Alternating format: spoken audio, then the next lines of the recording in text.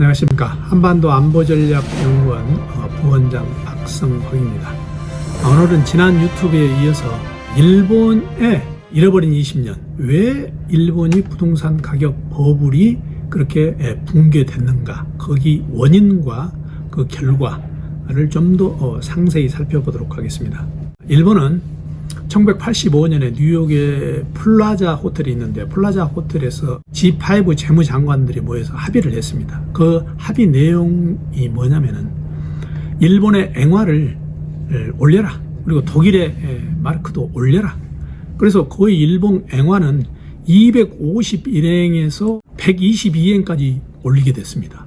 자, 그런데 문제는 이 엔화를 올리고 나서 보니까 수출이 안 되죠. 당연히 수출이 안 되죠. 과거 255원 할 때하고 122엔 할 때 2분의 1이 엔화가 절상이 됐기 때문에, 그래서 가격 경쟁이 안 되니까 일본이 전반적으로 경기가 가라앉습니다.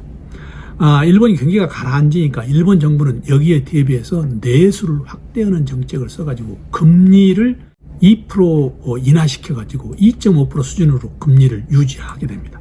금리를 인하시키면 많은 사람들이 은행에서 돈을 빌려서 다시 생산활동에 참여할 수 있게 되니까, 그리고 또 일본 정부는 일본 정부 나름대로 공공정책을 대규모로 펴게 됩니다. 그래서 이게 효과가 있어서 일본 전체가 다시 경기가 살아나게 됩니다. 그래서 이 경기가 엄청나게 살아나게 돼서 문제가 이제 되는 거죠. 그래서 그 돈이 엄청나게 많은 돈을 벌어서 일본이 그 돈을 주체를 못해서 결국 부동산으로 그 돈이 가게 되니까 이 부동산이 갑자기 뛰게 된 거죠. 그래, 부동산이 뛰고 주가가 뛰고, 그래서 그 당시 어떤 얘기가 있었냐면요, 일본의 수도권의 전체 자산을 팔면 미국을 살 수 있다, 이런 얘기가 있었습니다. 이건 엉터리도 않는 얘기지만 실제 순자산의 가격을 따지면 그 정도로 가격이 폭락했다는 얘기죠. 그런데 그 결과가 또 비참한 결과를 맞게 되는 거죠. 그래서 1991년 4월에 주가하고 부동산이 폭등을 했는데, 그때까지 폭등을 했는데 그 이후부터는 계속 이제 폭락을 하기 시작합니다. 그래서 일본 정부에서는 이걸 어떻게 도대체 감당을 해야 되느냐, 그래서 신규 대출을 억제를 하고 금리를 인상시키고 하게 된 거죠. 그래서 이제 잃어버린 20년을 분석을 해보면 기본적으로 플라자 합의에 나온 그런 엔화 절상에 따른 부작용을 없애기 위해서 일본 정부가 엄청나게 큰 금리 인하를 시켰고, 또 여기에 따라서 많은 사람들이 생산활동에 적극적으로 참여하다 보니까 오히려 경기가 너무 과열돼서 부동산에 투자하게 됐다. 또 하나 측면이 뭐가 있냐면, 일본의 그 당시부터 저출산 고령화로 해서 일본 인구가 서서히 줄어들기 시작해서 생산 가능 인구도 줄어들었습니다. 그래서 노동 인구도 줄어들게 된 거죠. 그래서 여러 가지 이런 복합적인 게 나타났다, 이렇게 분석을 할 수 있습니다. 자, 그러면 이제 주택 장기 침체의 원인을 조금 더 세분해서 여러분들한테 분석을 해드리겠습니다. 크게 이제 우리가 세 가지 요건을 볼 수 있는데, 하나는 인구 결정론, 또 하나는 공급 과잉론, 또 하나는 정책 실패론, 이렇게 볼 수가 있는데, 우선 인구 결정론부터 말씀드리겠습니다. 생산 가능성 인구, 16세에서 64세 인구가 서서히 줄어들어서 주택이 수요가 감소된다. 이건 일반적인 상식이죠. 그런데 이걸 강력히 주장하는 사람이 있습니다. 도쿄대 명예교수인데 니시무라 교수라고. 이 사람은 어떤 나라든 고령화가 되면 주택이 감소해야 되는데, 고령화가 됨에도 불구하고 계속 주택 정책을 시행할 경우 당연하게 버블이 붕괴된다, 이걸 주장을 했습니다. 그런데 이 인구 결정론만으로는 부족합니다. 왜 그러냐면 고령화된 나라가 지금 많잖아요. 아시아 국가, 한국뿐만 아니라 다른 아시아 국가에서도. 그런데 아직 버블 붕괴가 되지 않는 국가도 많이 있습니다. 그렇기 때문에 이 니시무라 교수의 주장을 거지고 떨어뜨릴 수는 없고, 이 인구 결정론에다 다른 요인이 있었다는 게 종합적인 결론입니다. 자, 그 다음에 이제 나온 게 공급 과잉론입니다.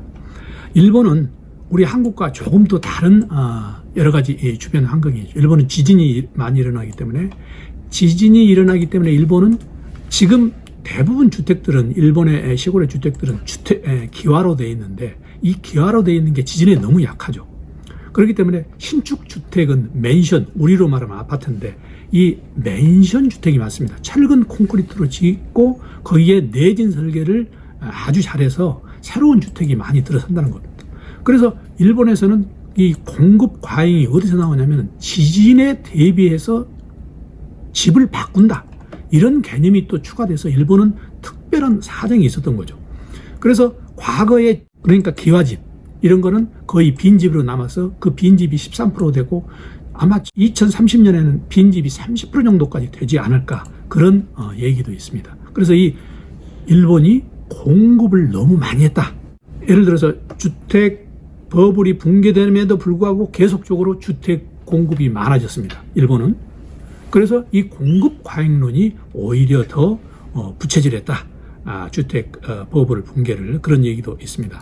공급 과잉론을 구체적으로 예를 들자면 1991년 4월에 폭락을 했는데 1980년도에는 공급이 136만 가구였는데 1990년도에는 오히려 144만 가구가 됐습니다. 그런데 미국은 리만 브라더스, 이 앞전에 말씀드렸는데 리만 브라더스 같은 경우에는 2000년대 156만 가구로 했는데 급락할 경우 리만 브라더스 이후에는 66만 가구까지 줄어들었습니다. 그러니까 미국은 공급을 줄여서 결국 리만 브라더스를 슬기롭게 극복을 한 거고, 일본은 공급을 줄이지 못하고 타성에 젖어서 계속 하다 보니까 지금 공급 과잉론이 버블 붕괴의 하나의 요인이 되었다, 그렇게 말씀드릴 수도 있습니다. 공급 과잉론의 또 하나 부수적인 예는 일본에서 농지를 택지로 바꿨는데 그 택지를 임대주택을 거기다 지으면은 세금을 면제시킵니다. 그리고 이 제로금리 상황이니까 모든 사람들이 농지를 택지로 바꿔서 거기서 임대주택을 내면은 연간 30 내지 40만 수입이 있으니까 또 그렇게 하는 거죠. 또 하나, 아까 말씀드렸던 그 빈집. 일본에서 중고주택 거래량 가격은 거의 14%에 해당됩니다. 그런데 미국, 영국 같은 경우 중고주택이 활성화돼가지고 80% 정도 거래가 되는데 일본은 중고주택은 팔리지 않는다는 거죠. 그리고 새로운 주택만 짓기 때문에 자동적으로 공급 과잉이 돼서 버블의 하나의 요인이 됐다. 또 하나는 정책 실패론입니다. 1990년대 버블 붕괴 때 가이우, 호소카와 무라야마 이런 총리가 7번이나 바뀌었습니다. 그래서 정책이 일관되지 못했다. 그리고 또 하나는 일본은 이민 정책을 하고 있지 않습니다. 2019년부터 이제 겨우 이민 정책을 본격적으로 하고 있는데 그 전까지는 일본은 순혈주의를 주장을 했죠. 그래서 일본은 될 수 있는 대로 이민을 안 받는 주의여서 독일, 영국, 프랑스에 비해서 이민을 안 받기 때문에 주택은 그대로 공급 과잉이 그대로 남아있는 거죠. 부동산 버블 때 일본 정부의 대책을 보면은 금리 인상이 가장 첫째였죠. 2.5%에서 6%까지 금리 인상을 했습니다. 지금 일본 금리가 마이너스 0.1인 거 보면 엄청난 금리 인상을 한 거죠. 그 다음에 부동산 대출 총량 규제, 그리고 또 하나 집가세, 우리 한국으로 말하면 종합부동산 종부세죠.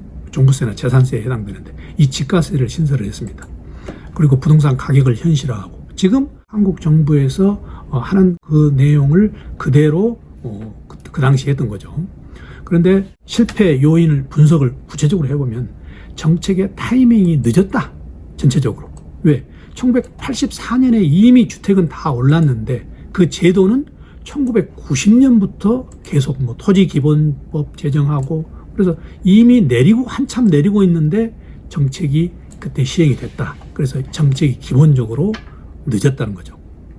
이 상업용 부동산 같은 경우는 2.7배 1980년 후반대에 오르고 주택 같은 경우는 2.2배나 오른 그런 상태임에도 불구하고 그 당시에는 아무 정책이 없다가 1990년대 또 1992년 1월 달에 집가세를 신설하고 그랬기 때문에 이건 당연히 타이밍에 실기를 했다. 조세 정책도 마찬가지다. 조세 정책도 부동산 정책하고 마찬가지로 타이밍을 실기를 했다. 그런데 타이밍을 실기를 하면은 오히려 어떤 현상을 일으키냐면요. 집값이 상승할 때 집값 상승기와 금리 인상기가 같으면은 집값은 어느 정도 하락을 하면서 유지를 해 나가는데 집값 하락기에 금리를 인상하면 이거는 집값 하락을 가속화시키는 그런 효과가 있습니다. 그래서 이건 아주 위험합니다. 우리도 앞으로 정책을 펼 때 이 점에 굉장히 유의를 해야 됩니다. 또 하나 지금까지 일본이 계속 장기 침체를 완전히 벗어났다고 볼 수는 없죠. 그 이유는 일본 사람들이 심리적으로 굉장히 부동산이면 버블이 먼저 생각이 난다는 겁니다. 그리고 자기네들이 지금 인구 감소가 되고 있는데 빈집이 증가하는데 어떻게 집값이 뛰겠느냐 이런 생각이 많아서 아직까지 장기 침체하고 있다. 지금 최근의 뉴스로 보면은 일본 동경 같은 경우는 과거 1980년대 후반을 어느 정도 회복을 했습니다. 그런데 나머지 도시는 아직 회복을 못했습니다. 그러니까 30년 만에 이제 겨우 과거 1980년대 후반치를 지금 회복을 한 거죠. 그래서 오늘은 일본이 버블 경제 붕괴 이후에 어떤 상황을 겪었고 또 버블 경제가 왜 구체적으로 일어났는지 일본 정책은 뭐였는지 거기에 대해서 중점적으로 설명을 드리겠습니다. 다음에는 세계의 부동산에 대해서 여러분들한테 말씀을 드리겠습니다. 감사합니다.